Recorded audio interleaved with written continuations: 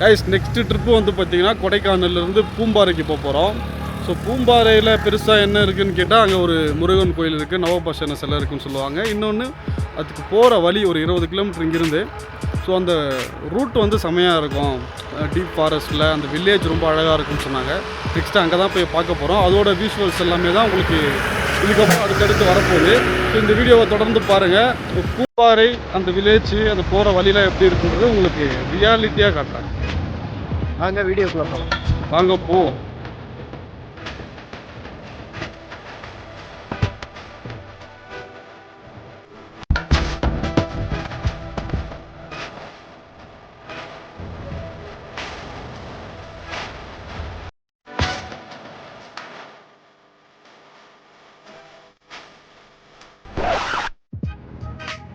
கொடைக்கானலில் செம்ம வெயில், ஓகேங்களா?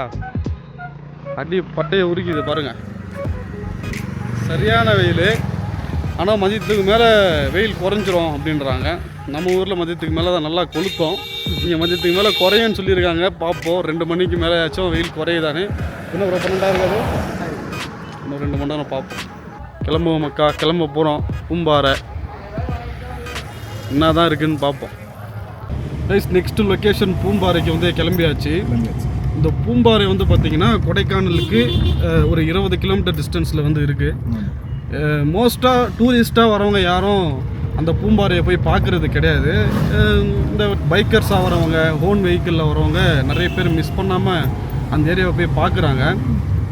அங்கே என்ன ஸ்பெஷல் அப்படின்னு கேட்டால் அந்த போகிற ரூட்டு வந்து ரொம்ப அழகாக இருக்குன்றாங்க. ப்ளஸ் வந்து அங்கே வந்து இந்த மலை பூண்டு, அப்புறம் இன்னொரு ஃபேமஸான விஷயம்னா அங்கே இருக்க ஒரு முருகன் கோயில். அந்த முருகன் கோயிலில் தான் குழந்தை வேலப்பர் கோயிலாம். அந்த கோயிலில் நவபாஷான சிலை இருக்கிறதா சொல்கிறாங்க. மொத்தமே 2 நவபாஷான சிலை தான் இருக்குது. ஒன்று பழனியில் இருக்கணும், இன்னொன்று இங்கே இருக்கணும்னு சொல்கிறாங்க. ஸோ அதை பார்க்கறதுக்காக தான் நம்ம போயிட்டு இருக்கோம். இடையில கோவா மியூசிக் பாடும். சரியான டிராஃபிக்குங்க. பூம்பாறை போகலான்னு வந்தோம், சரியான டிராஃபிக்கு. நடுவில் ஏதோ மரம் விழுந்துட்டுறதா சொல்கிறாங்க. நாங்கள் இன்னும் போய் சேரவே 4 மணி நேரம் ஆகும் 20 கிலோமீட்டர் போகிறதுக்குன்ற மாதிரி. அதனால் வண்டியை நாங்கள் சபிச்சுட்டு போகிறோம். வரவங்களாம் போயிடாத 4.5 மணி நேரம் அப்படின்ட்டு போகிறோம். அதனால் வண்டியை திருப்பி வேறு எங்கேயாச்சும் போவோம். ஒரு நிமிஷம். 4 மணி நேரம் ஆகுமா? ரொம்ப டிலே ஆகும். பெஸ்ட். பூம்பாறை எங்கே பால் கடை போக முடியும்? பூம்பாறை, நவபாசனம், ஏன்னா குமரகுட்டி கோயில் எல்லாம் காலி. எல்லாம் நாசமாக போச்சு. குமரகுட்டி கோயிலெலாம் காலி. டேய் மச்சான்,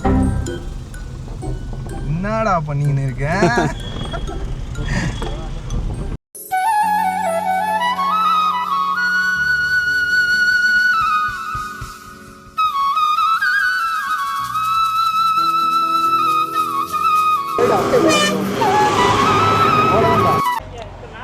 இப்போது வில்பட்டின்ற வில்லேஜுக்கு வந்து நாங்கள் போயிட்டுருக்கோம். போகிற வழியில் ஒரு வியூ பாயிண்ட் வந்து செம்மையாக இருந்துச்சு.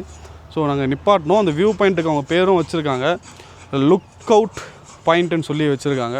பட் உண்மையாகவே அந்த பேருக்கு ஏற்ற மாதிரி இந்த வியூ பாயிண்ட் வந்து ரொம்ப அருமையாக இருக்குங்க. பின்னாடி ஃபுல்லாக ஒரு அதை கண்ணு கட்டின தூரம் வரையும் கடல்னுவாங்களே, அந்த மாதிரி கண்ணு கட்டின தூரம் வரையும் இங்கே மலை இருக்குது. அந்த அளவுக்கு ஒரு நல்ல வியூ பாயிண்ட்டு. நான் ஃபுல்லாக கேமராவை திருப்பி காட்டுறேன் பாருங்கள். இங்கே பாருங்கள், ஃபுல் அண்ட் ஃபுல் மலைங்க, எல்லா சைடும் மலை. நல்ல வெயில் அடிக்குது, ஆனால் சில்லுன்னு காற்றும் அடிக்குது. இங்கேருந்து பார்க்கும்போது உங்களுக்கு அது தெரியுதா தெரியல, ஒரு மரம் ஃபுல்லாக வந்து வைலட் கலர் பூ பூத்துருக்குங்க. அங்கே ஒரு வீடு இருக்குது, அந்த மரம் ஃபுல்லாக வைலட் கலர் பூ. இங்கேருந்து பார்க்குறதுக்கு அவ்வளோ அழகாக இருக்குது. நான் முன்னே ஜூம் பண்ணி காட்ட முடியாதா பார்க்குறேன். நான் முடிஞ்ச அளவுக்கு ஜூம் பண்ணியிருக்கேன். அந்த மரம் தான் அது, வைலட் கலர் பூங்க. அந்த மரம் ஃபுல்லாக வைலட் கலர் பூ. இவ்வளோ இந்த கேமரா இவ்வளோ தான் ஜூம் போவோம், நம்ம கிட்ட போய் எடுக்க முடியாது, ஏன்னா ப்ரைவேட் ப்ராப்பர்ட்டியில் இருக்குது. பாருங்கள் எவ்வளோ அழகாக இருக்குன்னு. கைஸ், நான் ஒரு மரம் சொன்னேன் இல்லைங்களா, வைலட் கலர் பூ வந்து பூத்துருக்கு ஒரு மரம் ஃபுல்லான்னு சொல்லி. அந்த மரம் வந்து இங்கே பக்கத்துலேயே ஒன்று பார்த்துட்டேன். பட் அந்த அளவுக்கு பெருசாக இல்லை, பட் இங்கே சின்னதாக தான் இருக்குது அந்த மரம். அது கிட்டத்தில் பார்க்கும்போது அந்த அளவுக்கு அழகாக தெரியுது தெரியல. இப்போ தூரத்துலேருந்து பார்க்கும்போது, மொத்தமாக பார்க்கும்போது ரொம்ப அழகாக இருக்குது. பட் அந்த மரம் வந்து சின்ன மரம் ஒன்று இங்கே இருக்குது. நான் உங்களுக்கு அதை காட்டுற பாருங்கள். இதுதாங்க அந்த மரம், ஃபுல்லாக வைலட் கலர் பூங்க. இந்த வியூ பாயிண்ட்டை பார்த்தாச்சு. நெக்ஸ்ட்டு அந்த வில்பட்டின்ற வில்லேஜுக்கு வந்து கிளம்புவோம். நெக்ஸ்ட்டு அங்கே தான் போக போகிறோம்.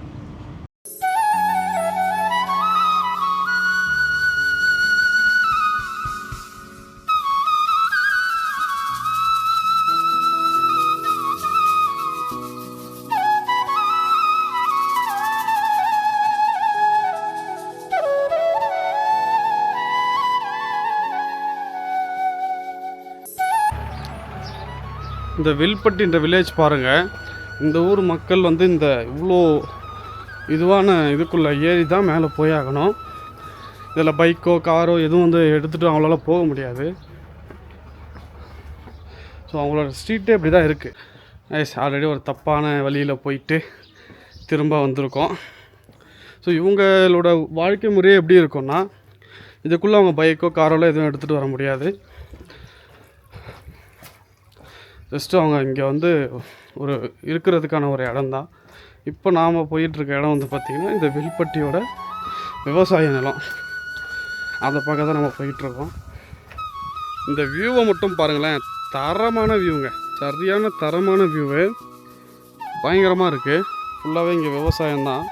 கேரட்டு, உருளைக்கிழங்கு இந்த மாதிரி பண்ணுறாங்க. இங்கே என்னென்ன விவசாயம் பண்ணுறீங்கன்னா, பூண்டு மலைப்பூண்டு.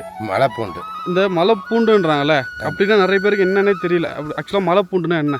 மலைப்பூண்டுன்னா புதுசா குறியீடு கவர்மெண்டால் வழங்கப்பட்டிருக்கு. ஆனால் நாங்கள் அதை இயற்கையாக எங்கள் வீட்டுக்குள்ளேயே வச்சு அதை பாரம்பரியமாக நட்டு வந்துக்கிட்டு இருக்கோம்.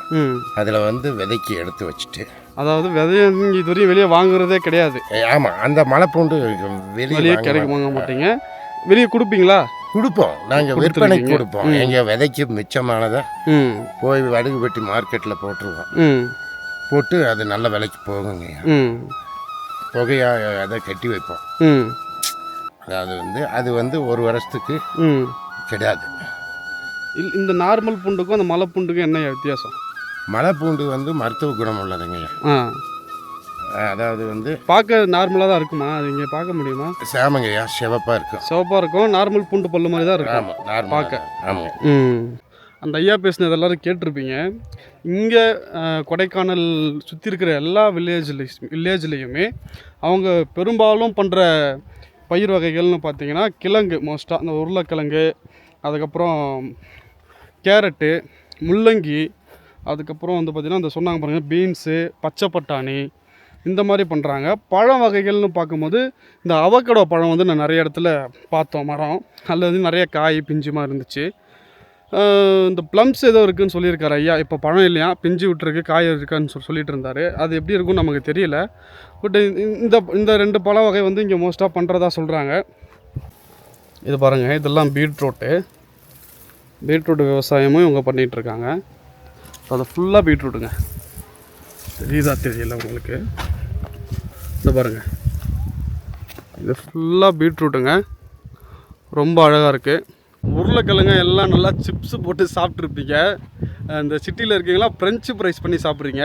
பட் அது எப்படி விளையுது, எப்படி அந்த செடி இருக்கும், இதெல்லாம் உங்களுக்கு தெரியுமா? இப்போ நான் காட்டுறேன் பாருங்கள்.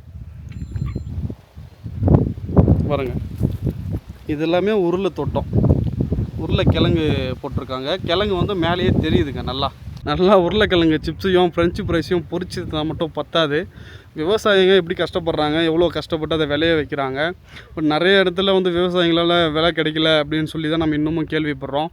ஆனால் ஃபாரின் பிராண்டுக்காரெல்லாம் உள்ளே வரான், என்னென்னமோ ப்ரைஸ் வச்சு அவன் விற்கிறான், நம்ம வாங்கி தான் செய்கிறோம்.